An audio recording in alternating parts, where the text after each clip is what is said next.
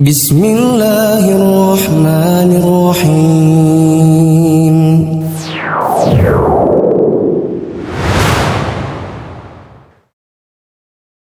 Bismillahirrahmanirrahim. Assalamualaikum warahmatullahi wabarakatuh. Waalaikumsalam warahmatullahi wabarakatuh. Alhamdulillahi rabbil alamin. Wassalatu wassalamu ala rasulillah wa ala alihi wa ashabi ajmain.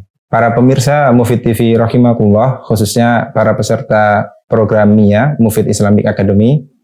Hari ini kita akan melanjutkan pembahasan dari kitab Ilyatut Thalibil Ilmi, karya Syekh Bakar bin Abi Zaid. Kepada Ustaz Mufli Safitra, waktu dan tempat kami persilakan. Tafadhol mashkur. Alhamdulillahirabbil alamin wassalatu wassalamu ala asyrafil anbiya'i wal mursalin wa ala alihi wa ashabihi ajmain. Kita langsung ke poin ke-10 dari adab-adab penuntut ilmu pada dirinya sendiri yang kita baca dari kitab Hilyah Thalibil Ilmi karya Syekh Bakar bin Abi Zaid. Dan pada buku ini kita ambilkan intisarinya saja dan insyaallah akan kita terbitkan dalam buku Intisari Hilyah Thalibil Ilmi. Poin 10 silakan. Poin ke-10, menjauhi sikap bermewah-mewahan. Rasulullah Shallallahu Alaihi Wasallam bersabda, yang artinya hidup sederhana adalah bagian dari iman. Peganglah wasiat Amirul Mukminin Umar bin Khattab radhiyallahu anhu. Hindarilah kebiasaan bermewah-mewahan dan gaya hidup orang kafir ajam. Biasakan hidup prihatin dan kerja keras. Berpalinglah dari gaya hidup yang penuh kepalsuan, yang menjadikanmu cengeng dan lemah, menjeratmu dengan ilusi kehidupan dan membuatmu sibuk dengan dandan dan fashion. Jangan sekali-kali menggunakan pakaian kekanak-kanakan. Berpakaianlah yang sederhana sesuai dengan tuntunan syariat yang dibarengi dengan sikap dan tingkah laku yang baik. Nabi SAW bersabda, al-badadatu minal iman. Hidup sederhana itu merupakan bagian dari keimanan. Juga kata Umar bin Khattab, iyyakum wa tana'um wa ziyal ajam. Hindarilah sikap-sikap hidup yang suka bersenang-senang dan gaya hidupnya orang-orang kafir ajam. Saya katakan kafir ajam karena kalau muslim ajam maka dia sama saja seperti Arab muslim. Karena Islam itu tidak hanya di kalangan Arab, tetapi semua orang yang mengaku dirinya muslim, maka keislaman yang harus mereka bangun adalah sama. Kita dilarang untuk mengikuti gaya-gaya hidupnya orang-orang kafir. Biasakan untuk hidup dengan hidup yang bekerja, bukan enak-enakan saja. Hidup prihatin, apalagi di masa-masa di mana kita sulit ekonomi. Maka orang-orang yang terbiasa kerja keras, dia akan survive.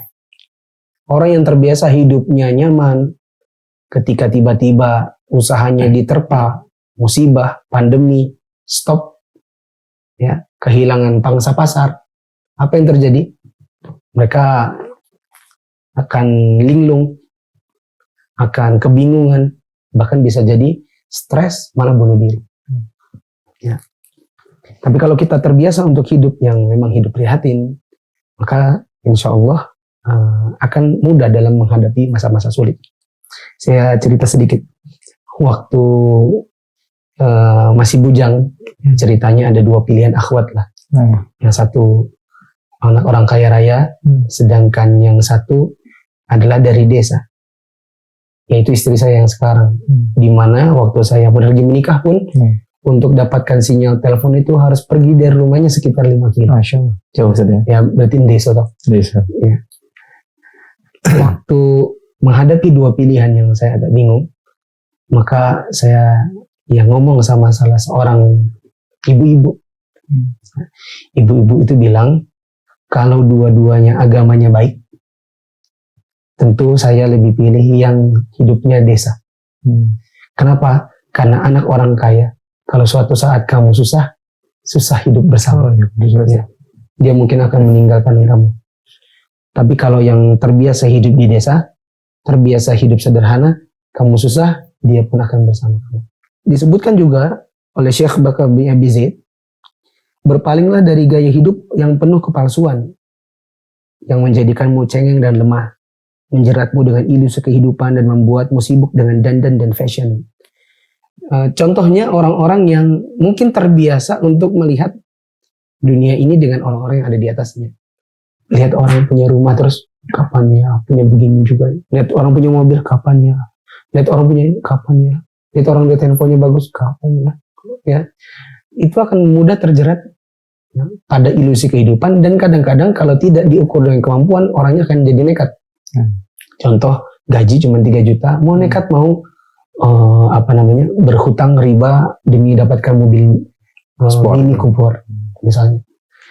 Oh, cuman gaji 2,5 juta, mau mimpi pengen punya rumah lantai 2 di komplek elit. Ya. Kadang-kadang jatuh ke dalam riba. Contoh yang lain, kita kadang lihat orang itu karena terjerat dalam kehidupan yang ilusi. Kita lihat barang-barangnya pun semua ilusi. Antum lihat ada orang motornya mantap, tapi kredit. Antum lihat orang punya mobil, tapi belum lunas. Antum lihat ada orang punya rumah, KPR, riba. Itu ilusi semua. Mendingan sesuai dengan kemampuan, nabung, beli. Tidak terjerat dengan utang. Tidak dikejar-kejar orang. Begitu. Disebutkan juga tadi, jangan membuat kita sibuk dengan dandan dan fashion. Ya. Nanti lihat kaca sedikit, nggak bisa lihat kaca dikit, langsung ya. Dikit lagi, lewat kaca gitu. Lewat depan toko yang banyak etalase kaca, lihat mukanya lagi. Deket kaca, rambut, ya. Dandan terus. Ya, dandan terus. Ya. Sini sisir, di tas sisir. Ya. Makanya sebagian ulama ada yang membenci laki-laki tukang sisir. Ya. Yang sedikit-sedikit menata rambut, berdandan.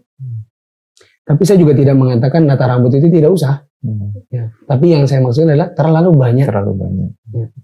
Kita sibuk dengan fashion dan rambut. Allahu a'lam. Kemudian pakaian yang sederhana, yang sesuai dengan tuntunan syariat, sehingga tidak mesti antum berpakaian dengan pakaian yang mahal.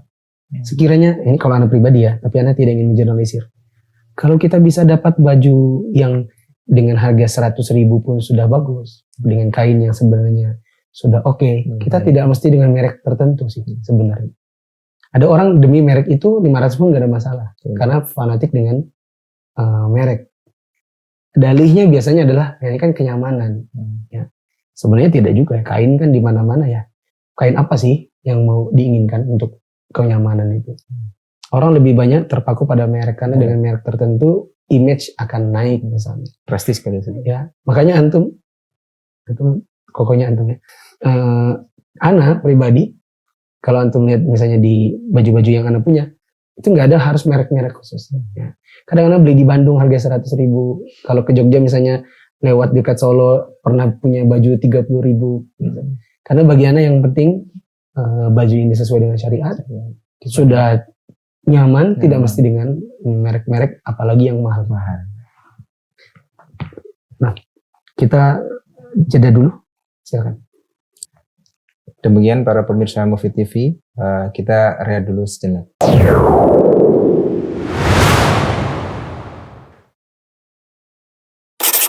Kangen palsu. Coba inget nggak? Banyak yang bilang, wah kangen kajian, kangen masjid, kangen menuntut ilmu. Tapi nyatanya, setiap hari yang ditonton YouTuber makan alias mukbang gitu kan. Pamer rumah, bongkar masalah dalam rumah, konten prank alias ngerjain orang. Nggak jelas, nggak penting gitu kan. Malahan jadi host watch party. Sementara kajian ustadz-ustadz didengar sambil lalu, ditinggal makan, ditinggal minum, ditinggal nongkrong, bahkan ditinggal tidur. Coba, kebayang nggak tuh? Tapi giliran update status bilangnya kangen, rindu. Kenyataannya kangen kita palsu.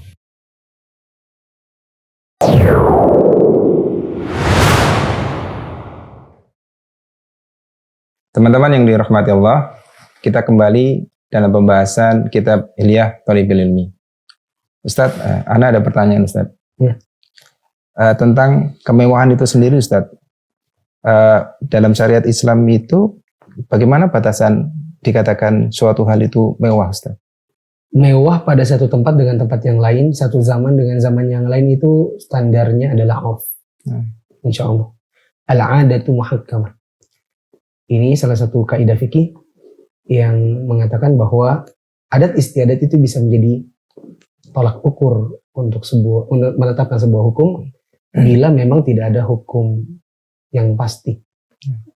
Ya, dan maksud saya tidak ada tolak ukur di dalam dalil yang pasti untuk menghukumi sesuatu tadi. Contoh, antum dikatakan berbakti pada orang tua antum itu seperti apa? Ya, beda antara berbakti pada orang tua antara orang yang kerja di kota dengan yang di desa. Contoh yang lain, kita mau menikah, mahar yang pas itu seberapa? Beda antara gadis desa dengan gadis kota. Beda antara gadis yang lulusan SMP, SMA dengan yang S1, S2. Ya. Begitu juga kemewahan pada satu daerah dengan daerah yang lain, satu masa dengan masa yang lain bisa beda-beda.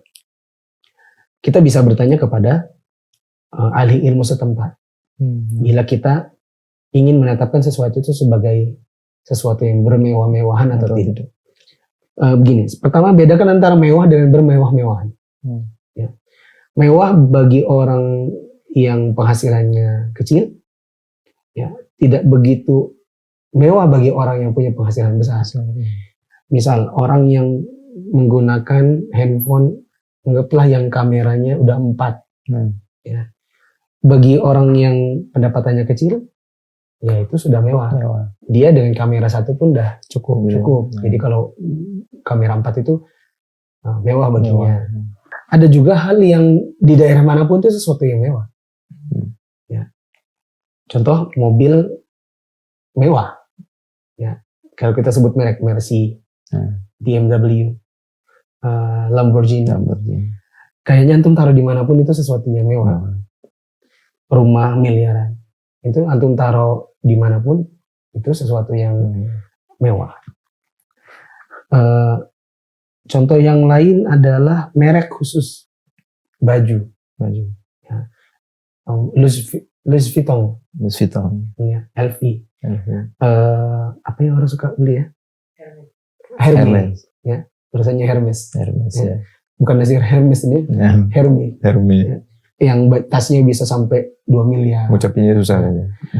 Antum taruh dimanapun itu sesuatu yang mewah. Maka menggunakan seperti ini yang tidak layak bagi seorang penuntut ilmu.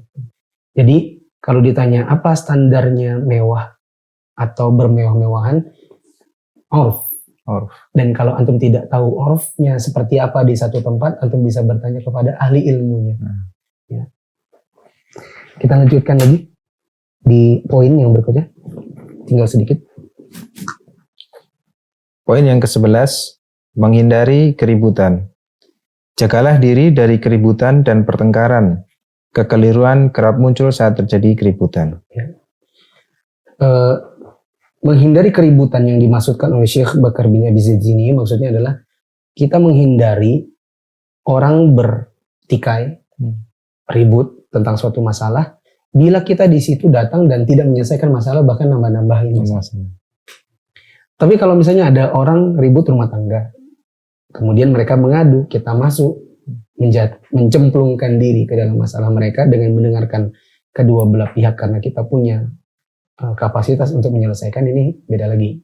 Yang dilarang di sini adalah nggak ngerti apa-apa, ikut masuk dalam keributan dan pertikaian dan justru menambah kekacauan.